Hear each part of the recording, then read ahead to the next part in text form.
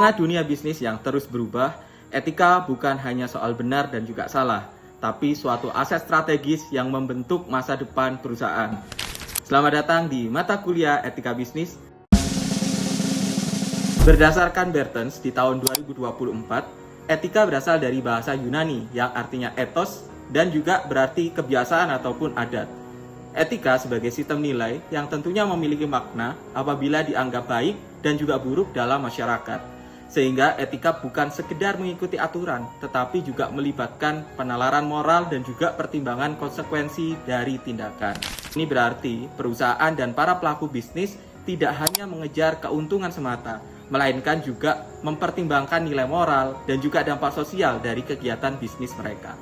Ada penadul dan amplop buat Bapak. Aduh, maaf Pak, saya punya etika Pak. Akhirnya, etika adalah fondasi dari keberlanjutan jangka panjang. Berbicara tentang bisnis etik, maka tidak lalu luput dari pembahasan mengenai greenwashing. Greenwashing merujuk pada tindakan perusahaan yang mengklaim diri ramah lingkungan, padahal kenyataannya sih tidak ya, dan hanya untuk menciptakan citra positif di mata konsumen.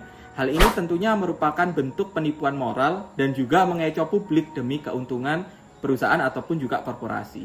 Nah, ini akan melanggar prinsip kejujuran dan juga transparansi, yang dimana dua nilai ini adalah inti dalam suatu etika bisnis. Tahukah kalian brand-brand besar seperti Coca-Cola, Pepsi, Nestle, ataupun juga Unilever?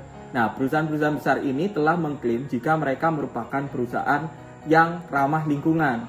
Namun, berdasarkan data dari Brand Audit Report oleh organisasi nirlaba Break Free from Plastic sejak tahun 2018 hingga tahun 2021, The Coca-Cola Company justru menempati peringkat teratas sebagai korporasi penghasil sampah plastik terbesar di dunia, di mana sampah plastiknya ditemukan di lebih dari 39 negara.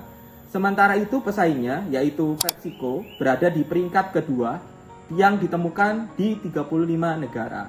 Audit ini dilakukan dengan menghitung dan juga mendokumentasikan merek yang ditemukan di sampah-sampah plastik untuk mengidentifikasi perusahaan mana yang bertanggung jawab. Perusahaan ini sempat digugat oleh Earth Island Institute yang menganggap korporasi ini menipu publik dengan memasarkan dirinya sebagai perusahaan yang berkelanjutan dan juga ramah lingkungan.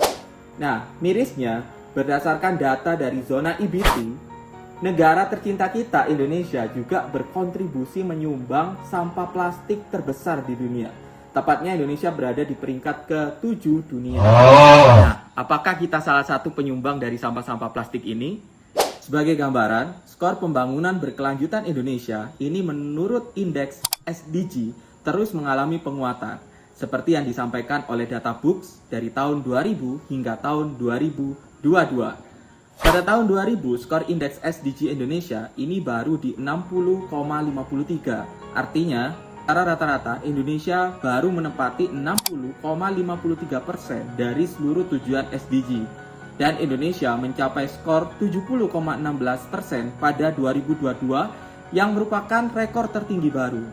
Kendati begitu, Indonesia ternyata masih mendapatkan label merah atau dinilai memiliki tantangan besar dalam penanganan beberapa masalah termasuk penyumbang sampah plastik terbesar di dunia. Dalam SDG 12 mengajak dunia usaha untuk bertanggung jawab dalam proses produksi dan juga konsumsi. Tidak hanya soal profit, tetapi juga dampak sosial dan juga ekologis. Perusahaan yang etis tentunya akan mendesain produk agar tahan lama dan juga bisa didaur ulang, dan tentunya hal ini akan meminimalkan limbah. Berbicara tentang SDG, Sustainable Development Goals, etika bisnis sangat berkaitan dengan tujuan 8. Karena menekankan perlunya untuk menciptakan pertumbuhan ekonomi yang berkeadilan dan inklusif, kemudian juga berkelanjutan, serta menjamin pekerjaan yang layak. Nah, apakah menurut kalian Indonesia telah mencapai SDG tujuan ke-8 ini? Menurut Badan Pusat Statistika atau BPS, ternyata sebanyak 59,11% pekerja Indonesia terjebak dalam pekerjaan yang tidak layak. Bertens menyoroti pentingnya keadilan dan juga perlakuan etis terhadap pekerja seperti upah yang adil, kondisi kerja yang aman, dan juga penghargaan terhadap hak-hak buruh. Karena sejatinya tujuan dari SDG 8 adalah mengurangi pengangguran dan juga kemiskinan, meningkatkan produktivitas tenaga kerja, menjamin hak-hak pekerja, dan juga menciptakan lingkungan kerja yang aman. Berbicara tentang etika bisnis dalam SDG tujuan ke-17 yaitu kemitraan untuk mencapai tujuan, dalam prakteknya tentunya dibutuhkan transparansi, kejujuran, dan juga keadilan. Etika bisnis mendorong perusahaan untuk bersikap terbuka dan jujur dalam pelaporan kinerja, terutama dalam pelaksanaan program CSR dan juga SDGs. SDG 17 juga mendorong kolaborasi antara pemerintah, sektor swasta, dan juga masyarakat sipil.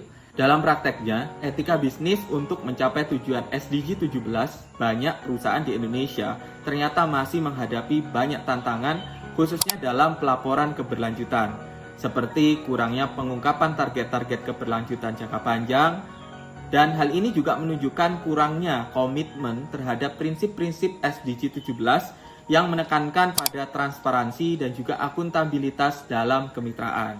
Etika bisnis bukan hanya soal aturan, ini tentang keputusan kecil yang membentuk dampak yang besar.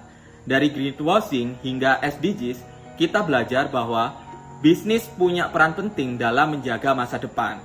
Yuk jadi pelaku bisnis yang tidak hanya pintar, tapi juga bermoral.